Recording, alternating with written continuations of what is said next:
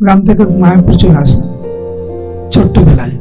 আমার গ্রামে pasta, chowmein জীবনে দেখি আমি নামই শুনিনি ছোটবেলায়।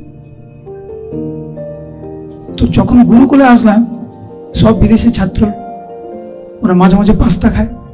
তো আমার কাছে মনে হতো এটা কেঁচো। কেঁচো বলেন, কেঁচো, হ্যাঁ কেঁচো।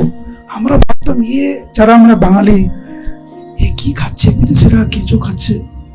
কিন্তু ওদের সাথে থাকতে থাকতে অভ্যাস হতে হতে এখন পাস্তা ভালোই লাগে। মানুষ অভ্যাসের দাস।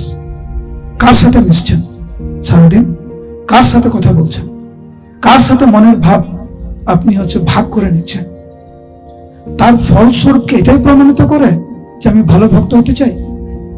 অন্য কিছু। আমরা এই যে কৃষ্ণের যে কথা, यत् करोसि यदस्नासि यत् जुहोसि ददासि यत् যত তপস্যাসি কুন্তেয়া, তারপরে তৎকরিষ্য মদর্পণম। এটা কি ভগবানকে দেওয়ার যোগ্য?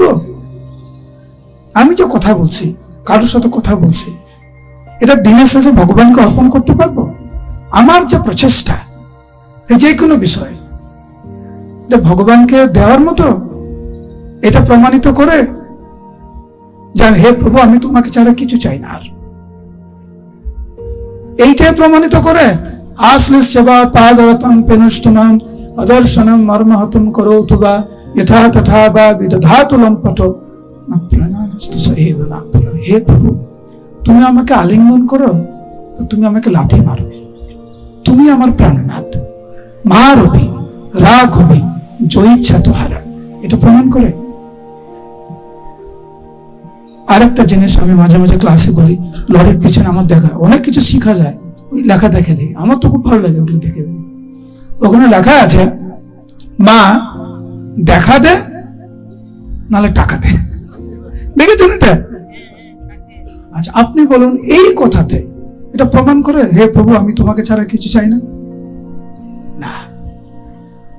যতক্ষণ পর্যন্ত আমি লাভবান হতে চাই, হয় তুমি আমাকে দর্শন দাও না টাকা দাও, যে কোনো একটা, আমি ফাঁকা হতে থাকতে চাই না। ভক্তদের মনোভাব কি?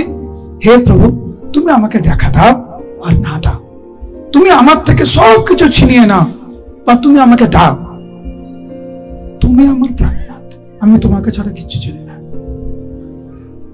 একজন ভক্ত যখন ওই স্তরে আসবে, তখন সত্যিকারে ভগবান